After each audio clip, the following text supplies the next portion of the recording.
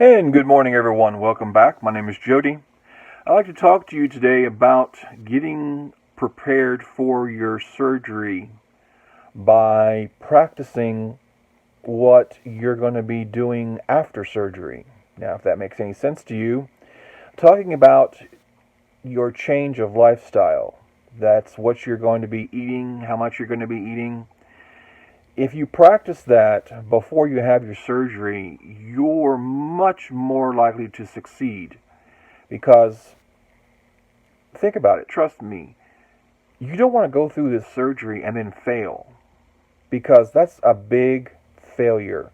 You're putting your life at risk having the surgery and the procedure, and then you're going to fail. Failure's not an option for me. Uh, I don't know about you, but I don't even want to think about the word failure.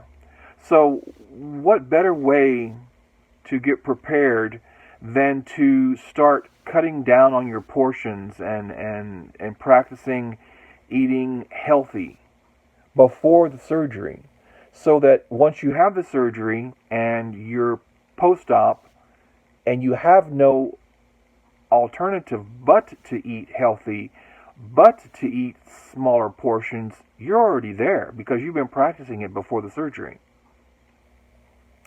So that's what I want to talk to you about today is practice, practice, practice before your surgery. Go to Google, like I did, and look up bariatric cookbooks. There are many, I say many, there's probably about 20 of them or more cookbooks that are specifically for bariatric surgery, after bariatric surgery. Let me put it that way. So buy one or two, three or four, five or six, to get an idea of what you can eat, how much you can eat beforehand. Train yourself. It's going to be so much better. Just think about it. You know, the day after your surgery and you're getting home and you're like, of course you're not hungry, but you have to eat something. They're requiring you to have liquid the first week, I think. It's strictly liquid. The second week, I think you get soft foods, but the first week is strictly liquid.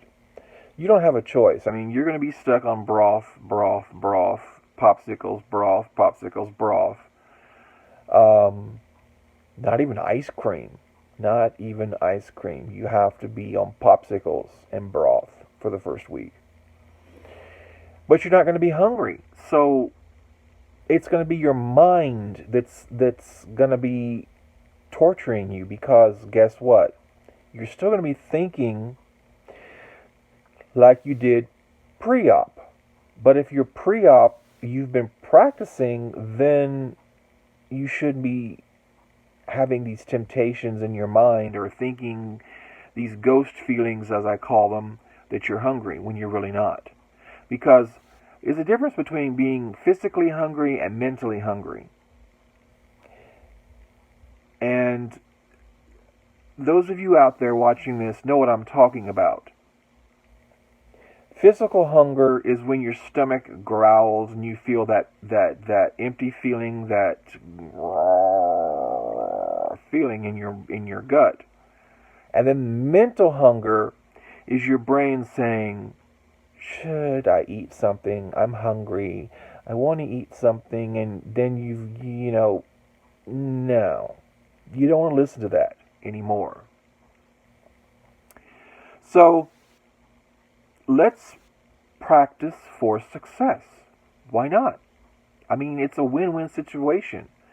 Go get those cookbooks, bring them home, or wait for them to arrive, I should say. Or, you can go to the bookstore, Barnes & Noble. Hey, they've got cookbooks too. I'm sure they've got bariatric cookbooks if you can't wait. Or go to Google and order them and wait for them to come in. Anyway, get those cookbooks.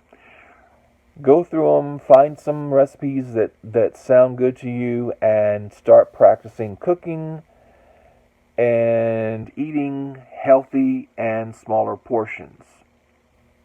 And then you're going to be so much way ahead of the game. It's what I'm doing, and that's what I suggest all of you do. One thing that I mentioned earlier that I want to touch on is that you should really try to get in the habit of cooking for yourself post-op. And post-op means after surgery. For those of you who weren't aware of what post-op means, it's after surgery. Now you're probably saying, but Jody, I don't cook. I've never cooked in my life. I don't even know how to turn on the stove. Well, if you're afraid of the stove, buy an electric skillet. Plug it in, and there's just one knob. Turn it on to 300 degrees, 350 degrees, and start cooking.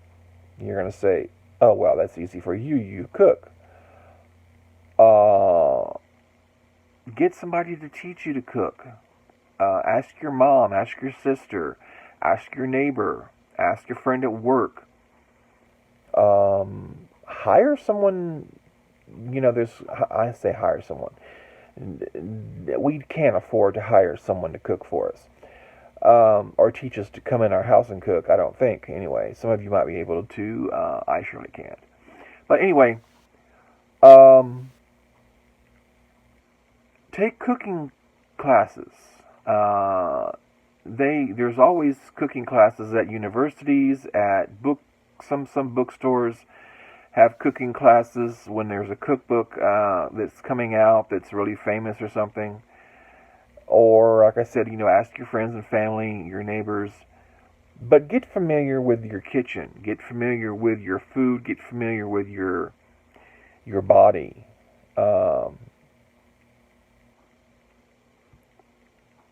When I say get familiar with your body, get familiar with the fact that you don't want to fall into the rut of listening to those mental hunger pains. Mental hunger pains are not good. They are ghost pains. They are a thing of the past. And you need to not fall into the trap of getting caught up in those. Now, again, you're not going to have physical hunger pains. You shouldn't. After the surgery. So you should not have the urge to eat anything physically. It's going to be all mental. And if you have been eating healthy, if you've been eating smaller portions or something, you're going to be way ahead of the game. And something I have been trying, and it's been working for me somewhat, I say somewhat, is taking one bite of something that you're craving. Say, for instance, chocolate cake. Chocolate cake is definitely a no-no. But if you're mentally craving that chocolate cake, and it's not going to go away until you have it, have one bite, and then flush it down the commode. Throw it away. Get it out of the house. So you can't have the second bite, and the third bite, and the fourth bite, and then you screwed up your diet. You've screwed up your whole eating healthy.